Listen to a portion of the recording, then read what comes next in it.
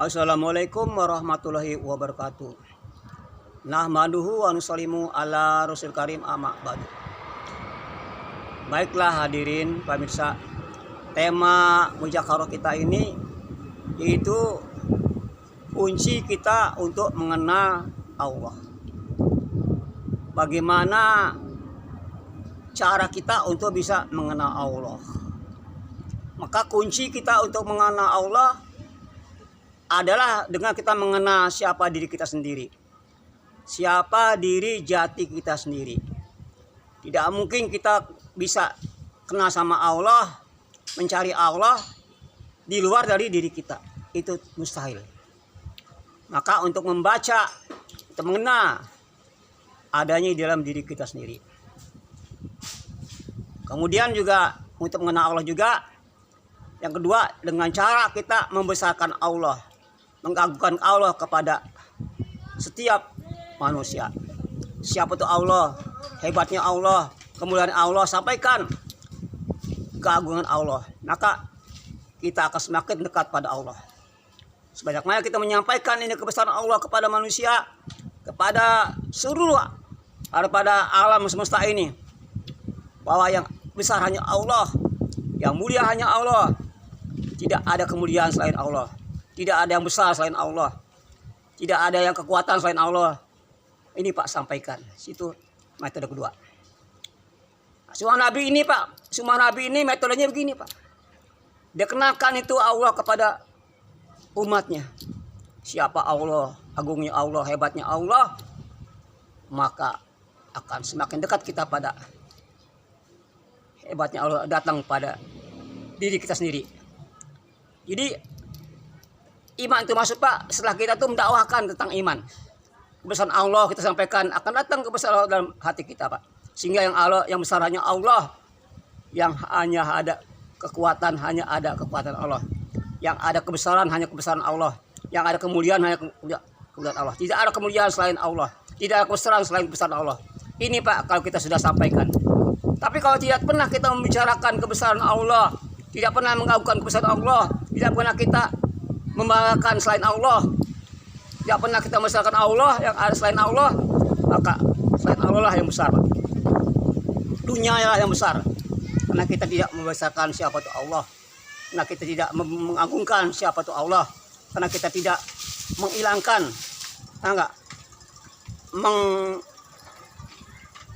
menamakan, mengabarkan kepada manusia, kepada Allah Subhanahu wa taala.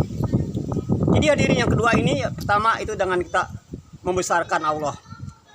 Itu yang kedua, yaitu kita kenal dulu diri kita sendiri. Siapa diri kita sendiri Pak? Karena dikatakan, ini bukan hadis Pak ya, ini bukan hadis, ini keterangan ulama, ini fatwa ulama. Man arafa nafsahu faqad arafa rabbahu. Barang siapa ingin mengenal Allah, kenali diri kamu sendiri. Ini Pak bukan hadis ya. Ini fatwa ulama, ini fatwa orang tasawuf, orang-orang malifat. Ya. Jadi kenal dulu diri kita sendiri. Jauh mana kita mengenal diri kita sendiri, jauh itulah kita akan lebih banyak mengenal Allah. Itu hadirin. Karena apa hadirin? Dalam diri kita ini sudah cukup Pak. Kita untuk mengenal Allah. Kenapa? Dalam diri kita ada sifat-sifat Allah Pak, yang ada pada diri hamba ini. Sifat basor itu bukan sifat kita Pak. Melihat itu melihat basarnya Allah, melihat daripada bukan mata kita Pak, tapi basarnya Allah. Sami mendengar. Mendengar itu bukan mendengar daripada kita punya kuping, bukan Pak. Tapi as-sami itu mendengar daripada pendengaran Allah. Kemudian kalam, bicara. Bicaranya bukan bicara kita, yang bicara apa? Ini kalamnya Allah. Apalagi kodrat. Kodrat bukan milik kita, Pak. Kodrat itu milik Allah. Kita bisa gerak, kita bisa berbuat begini begitu. Itu gerakan daripada Allah punya kuasa.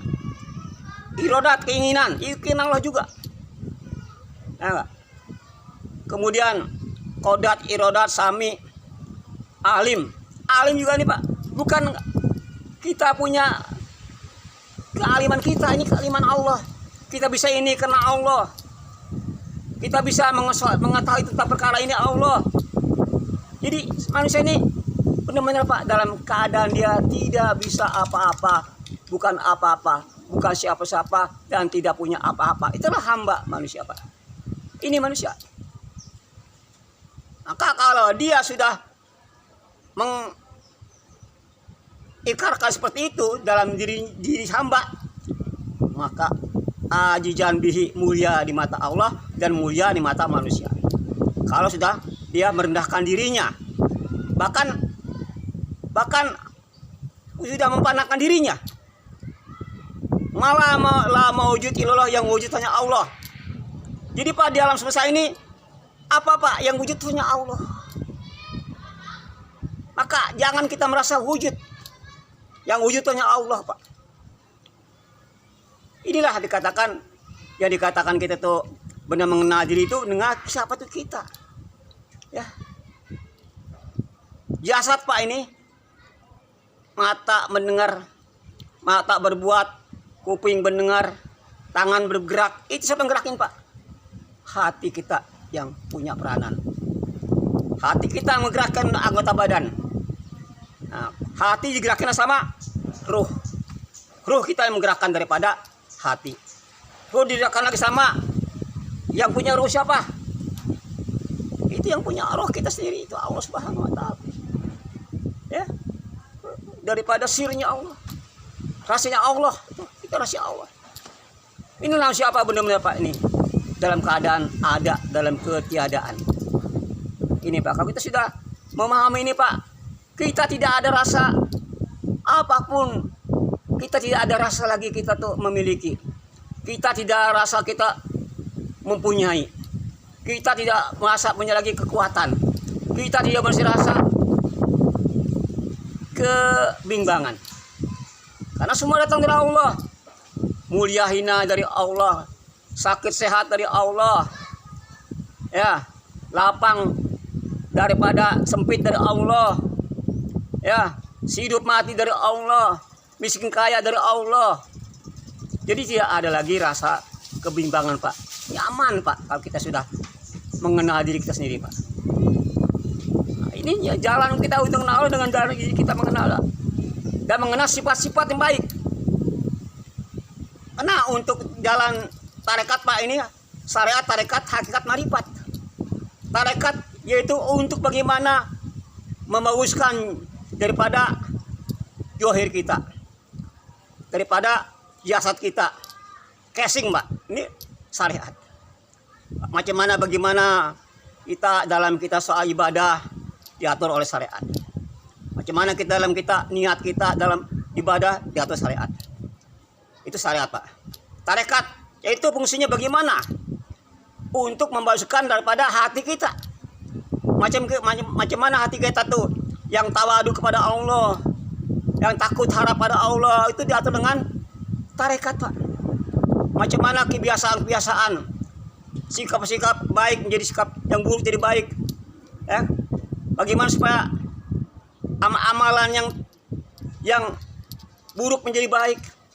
Ini sifat daripada ilmu tarekat, ilmu hati kita. Bagaimana hati kita nih hanya tawadu pada Allah, takut pada Allah, harap pada Allah, minta pada Allah. Ini diatur oleh ilmu tarekat. Ya hadirin yang di mata Allah. Bagaimana kita bisa tampilkan sifat tercela menjadi sifat terpuji, sifat amarah, sifat keras bisa sifat lembut kasih sayang. Ini lawannya Pak, sifat yang sombong. Ya, ini bagaimana supaya menjadi sifat yang lemah lembut, tawadu. Ini diatur dengan ilmu tarekat, ilmu hati. Ini Pak. Kemudian baru lagi ke hakikat. Hakikat katanya sebenarnya Pak. Hakikat katanya yang sebenarnya. Ini untuk membaguskan ruh. Bagi roh kita itu hanya cukup yang dia kenal, yang dia harap, yang dia mengakui hanya Allah. Ini roh Pak. Maka roh ketika dalam roh dia bisa berjanji, ala subirubikum. apakah aku ini Tuhan kamu, kata Allah. Maka Rasulullah merentak. Semuanya roh itu mengakui semua dari Allah, mulia dari Allah. Itu Pak, si roh sudah mengakui Pak perkara ini. Maka ketika dunia inilah si roh ini kadang sudah berubah Pak. Dia kena terpengaruh oleh jasad. Dia dikuasai oleh jasad. Si roh ini nggak bisa apa-apa Pak, karena kalah dengan jasad ini. Tapi kalau rohnya dia konsekuen, rohnya yang berbuat, rohnya mengakui kebesaran Allah, ini Pak, yang dikatakan Jakarta. Apa Jakarta Pak? Jakarta ini jasad, A akan, K kekal, A apabila, R rohnya, T taat pada Allah. Jakarta, jasad akan kekal apabila roh taat pada Allah. Nah kalau rohnya sudah taat pada Allah Pak, mengakui Allah, gerak-geriknya Allah, si roh mengakui Pak, maka roh ini kekal Pak, jasad ini kekal, tidak akan hancur Pak sampai kapan tuh. Dia kekal si roh ini, tidak makan belatung Pak. Kalau rohnya sudah mengakui kehebatan Allah, rohnya sudah mengakui keagungan Allah, sebagian dalam roh dia mengakui tentang kehebatan Allah Pak, maka Jakarta, jasad akan kekal apabila roh taat pada Allah Pak. Sekarang Pak yang ibadah nih baru casingnya, baru jasad, yang rohnya belum. Just makan nanti mati dimakan belatung Pak. Karena yang geraknya yang ini bukan lagi roh Pak, baru jasad. Sholat tapi kemana-mana pikirannya bagaimana? Pikiran ngambang waktu sholat. Perbuatannya pun nggak kayak sholat. Di sholat bagaimana, perbuatan di luar sholat pun bagaimana. Nggak sama ketika ada sholat Pak perbuatannya. Itu bakal belum sholat namanya. Ya nggak? Waktu sholat dia mengingat Allah, di luar sholat pun dia ingat Allah, harusnya gitu kan. Jadi perbuatan dia dengan sholat di luar sholat sama. Itu namanya sholat namanya Pak. Maka Jakarta, jasad angka kekal apabila roh taat pada Allah. Ini Pak. Jadi nggak akan hancur Pak badannya Pak. Kekal di dalam kubur itu. Kalau dia sudah sampai ke rohnya itu mengenal Allah, mengakui kebesaran Allah, mengakui keagungan Allah, baru Pak kita akan itu. Jadi untuk memasukkan jasad itu syariat. Untuk memasukkan tarekat itu untuk memasukkan hati kita macam mana? Hati yang tadinya cinta dunia, cinta akhirat. Hati yang tadinya dia punya amalan-amalan syirik, amal-amalan yang tadinya dia hasad, iri, dengki, jadi dia ikhlaskan Allah. Itu ilmu syariat, ilmu tarekat, ilmu hati. Jangan dibakar. Macam mana untuk yang ketiga, untuk membebaskan roh. Ya, itulah ilmu hakikat. Bagaimana roh itu bisa konsekuensi dengan ucapan ketika dalam arwah. Alastu bi rabbikum, apakah aku ini Tuhan kamu? Maka roh mengatakan bala syahidna. Benar ya Allah, engkau Tuhan aku, kau yang kasih makan saya, kau yang memberikan saya makan, minum, tidur, mulia, hina. Itu pasti roh mengakui Pak ketika dalam arwah. Ketika dia di dalam dunia, dia sudah berubah keyakinannya. Dia terbawa suasana jasad. Dia terbawa suasana jasad yang dia ikutin, Masya Allah. Jadi itu istilah itu menderita Pak kalau sudah begitu. Jadi kalah dengan jasmaninya. Nah itu tarekat, syariat, hakikat sampai marifat. Kalau sudah marifat itu kita sudah fana Pak. Sudah tidak ada diri kita lagi, yang ada hanya Allah. La mawjud illah, yang wujud hanya Allah. Ini kalau sudah marifat Pak. Maka ini ya mungkin orang bisa kenal Allah, sifat-sifat Allah kalau nggak melalui jalan ini Pak. Ini metode Pak. Metode untuk sampai kepada Allah tuh ini Pak. Hadirin yang dimuliakan Allah, maka indah bagaimana para nabi Pak, dia mengisahkan Allah, menyedar orang ke orang, pintu ke pintu untuk mengenalkan siapa Allah.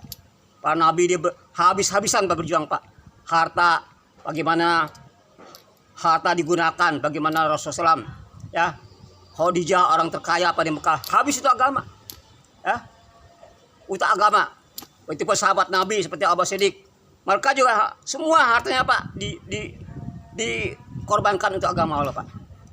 Abu Siddiq dia punya 8 toko Pak, habis untuk agama.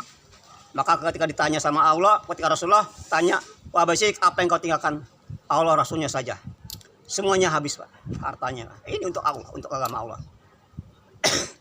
maka ketika itu malaikat Jibril datang memakai pakaian sebagainya, pakaian yang dipakai oleh Abu Siddiq, Pak, pakaian dari karung goni. Maka malaikat Jibril datang kepada Rasulullah, mengapa kau pakaian ini? Aku diperintahkan Allah untuk memakai bagaimana pakaian ini dibakar, dia pakai Abu Bakar Siddiq, Pak. Itu bagaimana mulianya, Pak, seorang yang pejuang agama Allah ya, sampai Allah muliakan. Sama malaikat pun disuruh memakai baju apa yang pakai Abu Bakar Siddiq. Maka nanti di surga, Pak, 8 pintu surga memakai nama Abu Siddiq, Pak. Inilah kemuliaan orang-orang yang memperjuangkan agama Allah. Inilah kemuliaan orang yang memperjuangkan agama Allah, Pak, sampai begitu. Allah muliakan, Pak. Di hari pembalasan. Kamu dibanding kita sebagai kita ikut contoh dia, Pak. Manta sahabat kaumin bahwa minhum. Siapa ini satu kaum, aku bersama orang yang ditiru tadi ya. Kemudian kita bergolong orang bersama mereka. Subhanallah wa bihamdihi, asyhadu an la ilaha illa anta, assalamualaikum warahmatullahi wabarakatuh.